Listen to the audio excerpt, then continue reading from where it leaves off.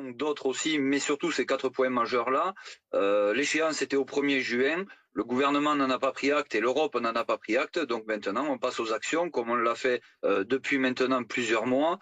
On est resté très mobilisé sur le terrain ces Mmh. dernières semaines encore, puisqu'on a une grosse action en cours dans le Gers, avec notamment l'OFB, qui a fait partie de beaucoup de revendications aussi. Mais sur la revendication du GNR à 1 euro TTC, c'est un combat qu'on mène depuis le mois de février et personne n'a voulu réagir au niveau du gouvernement ou de l'Europe. Et sur la défiscalisation également, que ce soit sur baisser la MSA, etc., on a fait remonter nos revendications, personne n'a voulu nous écouter, donc maintenant on passe aux actions.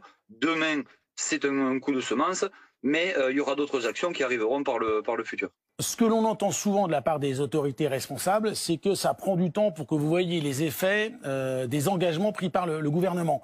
Est-ce que ça ne va pas assez vite ou est-ce que vous pensez que ça n'arrivera jamais?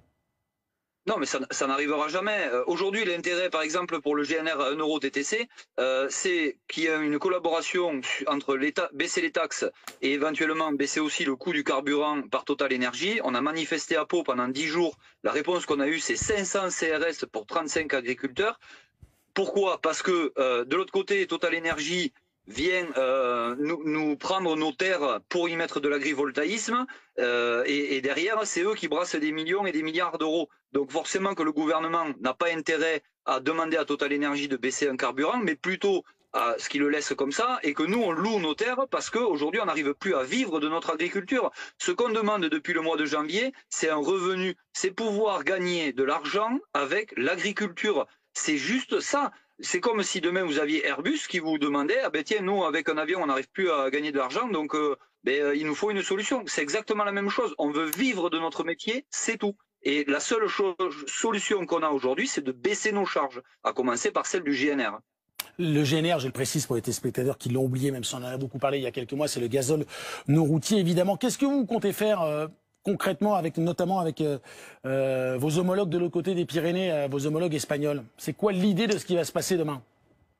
L'idée, c'est de bloquer le trafic, surtout le trafic camion et autoroutier. Alors c'est un trafic financièrement qui va coûter énormément d'argent une fois bloqué à l'État et à l'Europe. Et si on doit le reconduire chaque semaine ou chaque mois ou chaque jour, eh bien on le reconduira dès qu'il sera possible de le reconduire. Parce que si c'est la seule manière qu'ont les agriculteurs aujourd'hui pour se faire entendre vis-à-vis de notre gouvernement, on le fera. On n'a plus rien à perdre cette année, nous. On n'a plus rien à perdre. On a aujourd'hui, la seule réponse qu'on a eue, c'est balancer quelques millions d'euros sur la table. Et quand on voit comment ils ont été répartis, en fait, on s'aperçoit que c'était fait n'importe comment.